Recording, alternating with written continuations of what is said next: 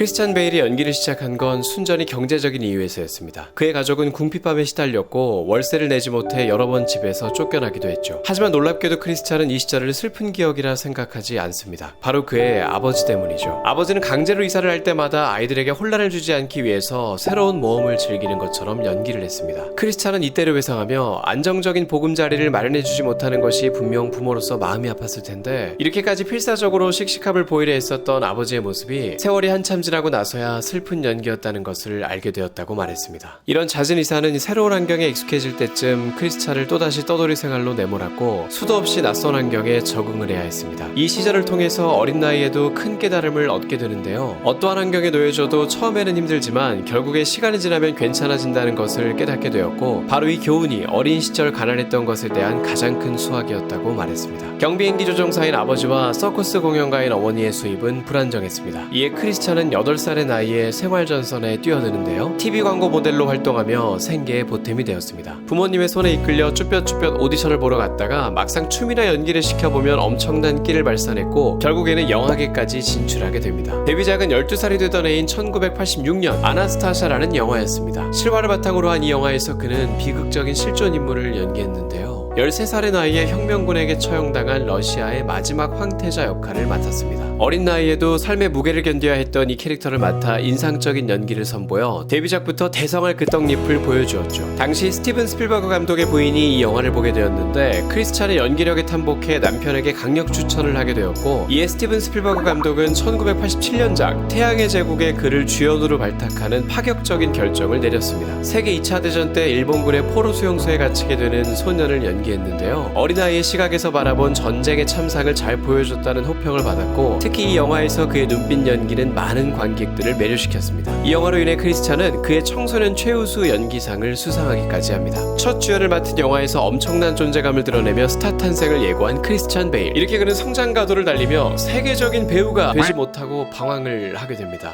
바로 그 유명한 할리우드 아역의 저주 때문이죠. 어린 나이에 두각을 나타내는 배우들이 흔히 시달리는 이 아역의 저주는 보통 두 가지 이유에서 발생합니다. 첫째는 어린아이가 감당할 수 없을 정도로 세간의 이목이 집중되는 것에 대한 부작용인데요. 아직 성숙하지 않은 시기에 맞이하는 이런 관심과 스트레스는 정신적으로 엄청난 부담감을 가중시키며 때로는 이런 관심이 자신이 최고라는 자만심과 거만함으로 발현되는 경우도 있습니다. 그리고 아역의 저주에 걸리는 두 번째 이유는 부모님입니다. 자식이 스타가 되어가는 것에 대한 만족감, 거기다 꽤나 쏠쏠하게 벌어오는 수입으로 인해 부모님의 등살에 떠밀리게 된다는 것인데요. 크리스찬 역시 이 시기에 아역의 저주에 시달리게 됩니다. 그는 원래 사람들의 주목을 받는 것을 좋아하는 성격이 아니었습니다. 애초에 배우의 길을 걷게 된 것도 순전히 가사 경제의 보탬이 되어달라는 부모님의 권유 때문이었죠. 몇 번이나 연기를 그만두고 싶었지만 이제는 가족의 생계의 결정적인 부분을 차지하게 된 그의 수입은 배우 일을 선택이 아닌 필수로 만들어버렸습니다. 이러다 보니 크리스찬에게 영화 출연은 꿈보다는 일에 가까웠습니다. 이때를 회상하며 그는 가족을 위해 생계를 책임진다는 자부심은 있었지만 당시 연기 활동은 감옥처럼 느껴졌다고 말하기도 했죠. 아역 시절 영화의 홍보를 위해 인터뷰나 행사에 참석할 때면 사람들의 관심이 집중되는 것에 노이로제를 심하게 겪기도 했으며 한 번은 심장이 두근거리는 것이 참을 수가 없어서 중간에 자리를 박차고 나간 적도 있었습니다. 이렇게 어린 나이에 가중되는 스트레스로 인해 결국 크리스찬은 배우를 그만두기로 결심합니다. 하지만 그때마다 부모님은 그를 설득했고 아버지는 아예 하던 일을 그만두고 크리스찬의 매니저가 되어 그를 적극적으로 지원해주게 됩니다. 인상적인 아역 시절에 비해 청소년기에는 큰 두각을 드러내지 못했습니다. 그러다가 20살이 되던 1994년 작은 아씨들의 조연으로 출연하면서 오랜만에 나름 주목을 받게 됩니다. 당시 톱스타였던 배우 위노아 라이더와 호흡을 맞췄는데요. 재미있는 사실이 하나 있다면 크리스찬이 이 영화에 출연하게 된 계기가 바로 이 위노아 라이더 덕분이었다는 것이죠. 그동안 크리스찬을 눈여겨봐온 위노아 라이더가 직접 감독에게 추천하게 되어 이 영화의 조연을 맡게 되었습니다. 단순히 생계를 위해 억지로 해야 했던 연기는 성인이 되고 나니 직업이 되어 있었고 이에 크리스찬은 연기력 향상에 대한 욕도 연기를 해보겠다는 결정이죠. 맡은 캐릭터의 정신과 육체 모든 면에서 이입되어 연기하는 이 방법은 상당한 몰입도를 선사한다는 장점은 있지만 배우 본인과 주변 인물들에게 그 부작용이 적지 않다는 것이 치명적인 단점으로 치부되고 있습니다. 이 부작용에 대한 대표적인 사례는 특히 역대 조커 역할을 맡았던 배우들을 보면 잘 알 수 있는데요. 80년대 말 조커를 연기한 잭 니콜슨은 영화 촬영이 끝난 후 2년간을 정신상담을 받아 겨우 제정신으로 돌아오기도 했으며 촬영장에서는 히스테리가 극심해 하루 만에 그만두는 보조 연출자들이 10명 10명이 넘게 나오기도 했습니다. 그리고 다음으로 조커를 연기한 히스 레저는 한 달이 넘게 아무도 만나지 않고 호텔방에 처박혀서 조커의 입장으로 일기장을 쓰면서 철저하게 캐릭터와 동화되는 과정을 거쳤습니다. 그리고 수어사이드 스쿼드에서 조커를 연기한 자레드 레토는 동료 배우들에게 택배로 죽은 생쥐나 총알을 보낸다든지 촬영장에 나타나지 않는다든지 하는 기괴한 행동을 해 주변 사람들에게 민폐를 끼치기도 했습니다. 이런 양날의 검이 될 수도 있는 연기 방식을 택한 크리스찬 베일은 20대 때부터 메소드 연기와의 위험한 동거를 시작하게 됩니다. 이 연기 방식을 처음으로 적용한 영화가 바로 2000년에 개봉한 아메리칸 사이코였습니다. 그렇게 해서 그는 건치 미소를 뽐내는 귀족적인 사이코패스 살인마를 완벽히 소화해냈고, 세간에서는 이 캐릭터의 연기가 너무 소름 끼쳐서 앞으로 배역을 따내는 데에는 오히려 악영향이 있을 것 같다는 평가가 있을 정도였습니다. 이렇게 내면뿐만 아니라 외모까지도 완벽하게 일치시키는 그의 연기 스타일은 점점 더 극한으로 치닫게 되는데요. 이것을 보여주는 대표적인 영화가 바로 2004년작 머시니스트입니다. 여기서 크리스찬은 불면증에 시달리는 말라깽이 캐릭터를 연기했는데, 불면증 환자의 정신 상태를 느끼기 위해 하루에 2시간씩만 잠을 자면서 지냈습니다. 게다가 이 캐릭터의 비참함을 표현하기 위해 갈비뼈가 앙상하게 드러날 정도로 체중 감량을 했죠. 2달 동안을 매일 사과 한 알과 참치 한 캔만을 먹으며 30kg를 감량했고, 심지어 상의 탈의를 하는 촬영이 있는 날에는 하루 종일 물조차 마시지 않고 버텼습니다. 이런 모습을 지켜보던 크리스찬의 부인은 남편이 잘 때마다 돌연사를 하지 않을까 하는 걱정에 숨을 쉬는지 코에 손을 대보는 게 일상이었다고 합니다. 이 영화에서 파이와 치킨을 먹는 장면이 있었는데, 이때도 앙상한 몸매를 유지하기 위해 삼키지 않고 뱉어냈습니다. 이런 초인적인 고행이 이어지다 보니 촬영장에 오면 말할 기운조차 없어서 대사를 하는 것 외에는 한마디도 못했다고 하는데요. 감독의 지시에도 고개를 끄덕거리는 것이 그가 할 수 있는 전부였습니다. 크리스찬은 이 점이 오히려 쓸쓸하기 그지없는 이 캐릭터성을 유지하는 데 도움이 되었다고 합니다. 훗날 촬영이 다 끝나고 몇 개월 후에 제작진을 만날 일이 있었는데, 이때 제작진은 그가 정상적으로 대화를 하는 모습을 보며 이렇게 말하기도 했습니다. 드디어 처음으로 크리스찬 베일이라는 사람을 만나게 된 것 같아요. 참으로 매력적이시네요. 촬영할 때는 마치 유령 같으셨거든요. 하지만 놀랍게도 그는 오히려 이 영화를 촬영할 당시가 인생에서 가장 행복했었던 시기였다고 합니다. 남들 눈에는 힘들어 보였을지 몰라도 오히려 낭비할 에너지가 없다 보니 하루하루를 필요한 일만 최소한으로 하며 보낼 수 있었고, 바삐 살아왔던 지난날에는 누릴 수 없었던 평화롭고 고요한 내면을 즐길 수 있었다고 말이죠. 그리고 이듬해인 2005년 드디어 전설의 그 영화가 개봉됩니다. 이 영화는 바로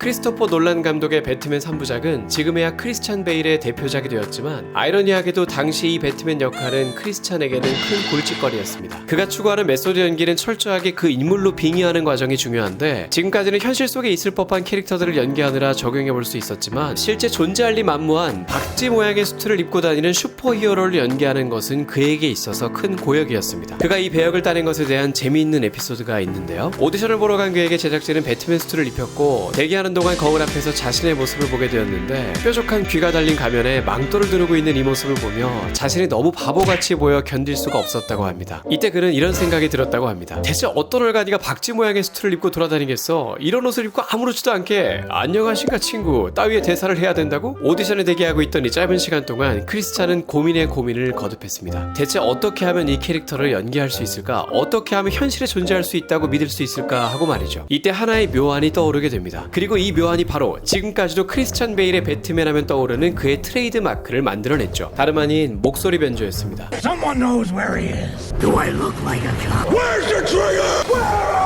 평소에는 보통의 목소리로 말하다가 수트를 입었을 때는 완전히 다른 목소리를 내기로 설정을 잡았는데요. 일단 정체를 숨겨야 하기 때문에 일반인일 때와 배트맨일 때 같은 목소리인 것부터가 말도 안 된다고 느꼈고, 범죄자들과 싸우기 위해 박쥐 수트를 입고 다닐 정도면 이 사람은 제정신이 아닐 것이다 라는 판단을 해서, 수트를 입을 때만큼은 자신은 인간이 아니라 한 마리의 야수다 라는 설정을 잡았다고 합니다. 그래서 야수같이 으르렁거리는 듯한 낮은 목소리로 대사를 해서 스스로 몰입할 수 있는 장치를 한 것이지요. 사실 이 목소리 변조는 메소드 연기를 위해 스스로를 납득시키기 위한 장치였는데, 제작진은 이 설정이 신선하다고 느껴 결국 크리스찬 베일을 배트맨 역으로 발탁하게 되었습니다. 이런 목소리 변조는 큰 유산을 남기게 되는데요. 이후 벤 애플릭이 그의 뒤를 이어 배트맨을 연기하게 되었을 때도 배트맨 수트 착용 시에는 목소리가 변조되는 설정이 추가되었습니다. 다만 벤 애플릭은 평소의 목소리로 연기를 하고 편집 과정에서 기계음을 섞어서 변형된 목소리를 만들어낸 반면, 메소드 연기가 철학인 크리스찬 베일은 생목으로 이 긁어내는 듯한 목소리를 내뱉느라 목이 더 이상 나오지가 않아서 촬영 중단이 3번이나 되기도 했었습니다. 배트맨 영화의 첫 촬영에 대해서는 재미있는 에피소드가 있는데요. 감독은 첫 촬영에 앞서 그에게 숙제를 하나 내줬습니다. 바로 체중 증량이었죠. 당시 머시니스트의 촬영이 끝난 지 얼마 지나지 않은 시점이라 크리스찬은 여전히 앙상한 모습에 가까웠고, 이에 배트맨 캐릭터에 어울리도록 건장한 몸을 만들어 오라고 부탁했습니다. 그리고 몇 개월이 흘렀습니다. 다시 크리스찬을 만난 크리스토퍼 놀란 감독은 깜짝 놀랐습니다. 너무나도 완벽한 근육질 배트맨의 몸매가 아니라 후덕한 아저씨가 있었습니다. 무려 45kg을 더 증량해온 상태였는데, 배트맨을 연기하기에는 너무 살집이 있어 보인다며 감독은 10kg 정도만 감량해달라고 부탁했습니다. 그렇게 해서 우리가 아는 이런 배트맨의 모습이 스크린에 담기게 되었죠. 수트를 입고 연기하는 것은 처음이었기 때문에 이로 인한 스트레스도 상당했는데요. 얼굴까지 덮어버리는 수트라서 시야 확보가 어려웠고, 폐쇄공포증 같은 불안함과 두통이 자주 왔었다고 합니다. 그리고 무엇보다도 지퍼조차 없어서 누군가가 도와주지 않으면 화장실에 혼자 갈 수도 없었습니다. 오죽하면 훗날 그의 뒤를 이어 배트맨을 맡게 된 벤 애플릭이 조언을 요청했을 때 혼자 화장실에 갈 수 있도록 연습해두라, 안 그러면 민망한 일을 겪게 될 것이다 라는 말을 하기도 했죠. 배트맨 영화를 통해 크리스찬 베일은 메소드 연기의 호족수를 만나게 되는데요. 바로 조커 역할을 맡은 히스 레저였습니다. 하루는 크리스찬에게 연기에 몰입을 하고 싶다며 실제로 때려달라고 사정을 했는데요. 크리스찬은 직접 때리지 않아도 충분히 실제 때리는 것처럼 연기를 잘해보겠다고 설득을 했지만, 히스 레저는 그 고집을 꺾지 않았고 결국 벽에 몸을 여러 번 내던져 자학을 하기에 이르렀습니다. 벽에 있는 타일이 움푹 들어가거나 깨질 정도로 상당한 강도였죠. 결국 이런 두 배우들의 메소드 연기 덕분에 관객들은 손에 땀을 쥐는 배트맨과 조커의 명연기를 볼 수 있었습니다. 배트맨처럼 다소 특이한 목소리뿐만 아니라 크리스찬 베일은 잘생긴 목소리 연기에 있어서도 상당한 고수입니다. 애니메이션 하울의 움직이는 성 영어 더빙판에서 하울 역을 맡아 호평을 받기도 했죠.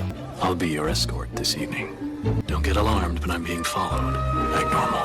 또한 영국인이지만 완벽한 미국식 영어를 구사하기도 하는데요. 미국인 캐릭터를 연기할 때마다 캐릭터와 일관성을 유지하고 싶다는 그의 철학으로 인해 홍보 행사나 인터뷰 때도 미국식 영어로 말을 하고 있습니다. 그가 영국식 영어로 연기를 했던 영화는 2019년작 포드 대 페라리였는데요. 여기서 영국인 레이서 역할을 맡아 영국식 억양의 매력을 마음껏 발산했습니다. 이 영화의 홍보차 영국 BBC 방송국에 출연했을 때에는 그의 평소 말투로 인터뷰를 했는데요. 수많은 영국인들조차 그가 평소 영국식 영어를 쓰는지 처음 알았다며 멘붕에 빠졌던 사건이 있기도 했습니다. 크리스찬의 메소드 연기는 수년간 그의 신체 변화를 극한으로 짙게 했는데요. 실화 바탕의 전쟁 영화 레스큐단에서 그는 베트남 전쟁에서 포로로 잡힌 미군을 연기했습니다. 포로로서 온갖 수모를 당하는 이 캐릭터를 연기하기 위해 배트맨 촬영 때에 비해 25kg을 감량했고, 후속작인 배트맨 다크나이트를 위해 다시 25kg을 찌웠다가 다음 작품인 실화 바탕의 복싱 영화 파이터를 위해 다시 20kg를 감량했습니다. 극한으로 몸무게를 줄이는 데 익숙한 크리스찬 베일은 이번에는 정반대의 도전을 해보게 되는데요. 2013년작 아메리칸 허슬에서 사기꾼 역할을 연기하기 위해 불룩한 뱃살을 만들어 오기도 했으며, 2018년작 바이스에서는 실존 인물인 미국의 부통령 딕 체니를 연기하기 위해 100kg가 넘는 거구를 만들어 왔습니다. 심지어 딕 체니의 특징인 두꺼운 목을 만들기 위해서 따로 목을 두껍게 만들기 위한 운동까지 하면서 완벽에 가까운 싱크로율을 만들어냈죠. 참고로 이 영화는 샘 로겔의 조지 부시 대통령 연기 또한 엄청난 싱크로율을 보여 여러모로 관객들의 입을 떡 벌어지게 만들었던 영화였습니다. 이렇게 배역이 확정될 때마다 캐릭터에 맞춰 몸무게를 바꿔오려는 크리스찬에게 감독들은 굳이 무리해서 체중 조절을 하기보다는 보형물이나 특수분장으로 커버할 수 있다고 만류했지만, 완벽함을 추구하는 크리스찬에게는 성이 차지 않았습니다. 이런 그에게 충격적인 사건이 있었는데요. 바이스의 촬영을 앞두고 체중을 늘리고 있던 크리스찬은 어마어마하게 살집을 불려 윈스턴 처칠을 기가 막히게 연기한 게리 올드만을 보고 동질감을 느껴 그에게 전화를 걸게 되었습니다. 그리고 침을 튀기도록 극찬을 하며 이렇게 말했습니다. 와,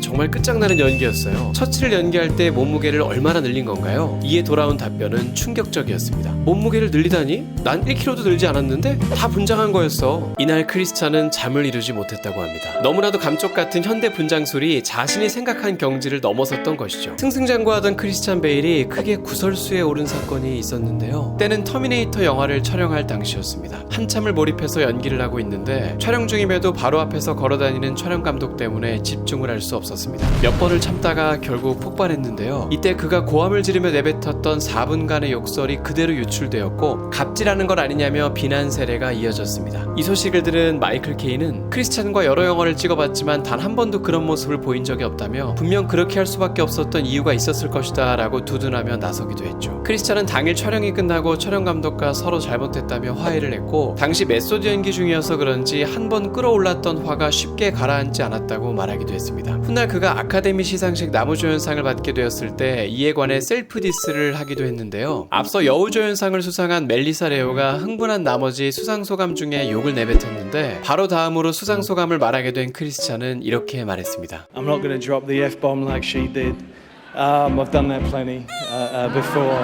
크리스찬의 영화에 대한 진지한 자세와 사랑은 관객들에게 있어서 큰 선물이죠. 하지만 이에 못지않게 그가 아끼고 사랑하는 것이 하나 더 있습니다. 바로 그의 사랑하는 아내이지요. 크리스찬은 영화계의 소문난 애처가인데요. 4살 연상의 모델 출신 시비 블라짓과 26의 나이에 결혼식을 올렸습니다. 사실 크리스찬은 20대 때 독신주의자였는데요. 부모님을 포함해서 가족들 모두가 이혼을 겪는 것을 목격하다 보니 결혼할 마음이 전혀 없었다고 인터뷰를 하기도 했습니다. 그러던 어느 날 배우 위노아 라이더를 만날 일이 있었는데 이때 그의 개인 비서로 일하고 있던 지금의 아내를 보게 되었습니다. 몇 마디를 섞어보고 나서 돌연 이 여자와 결혼을 하고 싶다는 생각이 들 정도로 반해버렸고 끈질긴 구애 끝에 결국 부부의 연을 맺게 되었습니다. 올해로 20년이 넘게 딸 하나 아들 하나를 키우며 알콩달콩 살고 있습니다. 크리스찬은 언제나 자신의 성공이 아내 덕분이라고 추켜 세우는데요. 자신이 맡아왔던 수많은 캐릭터들과 20년 가까이 결혼 생활을 유지하는 것이 쉽지 않았을 텐데 항상 응원과 지지를 해준 아내는 자신이 본 그 누구보다도 강하고 마음씨가 착한 여자였다고 말하기도 했습니다. 그가 배역을 위해 다이어트를 할 때면 피해가 갈까 싶어 숨어서 혼자 밥을 먹기도 했다는데요. 우연히 이 모습을 본 크리스찬은 마음이 아파 그날 바로 아내를 레스토랑으로 데리고 갔다고 합니다. 또 훗날 밝혀진 재미있는 사실이 하나 있다면 촬영장에 남편을 따라갔다가 직접 스턴트 배우로서 배트맨을 추격하는 장면에 경찰차를 운전하기도 했다는 것이죠. 차를 180도 돌려버리는 장면까지도 직접 소화해냈습니다. 이번 영상도 한 달을 꼬박 들여 정성스럽게 제작했는데요. 즐거웠던 17분이 되었기를 진심으로 바라봅니다. 좋아요, 구독 잊지 마시고요. 알림 설정도 꼭 하셔서 다음 영상도 놓치지 마세요. 그럼 다음 영상에서 만나요.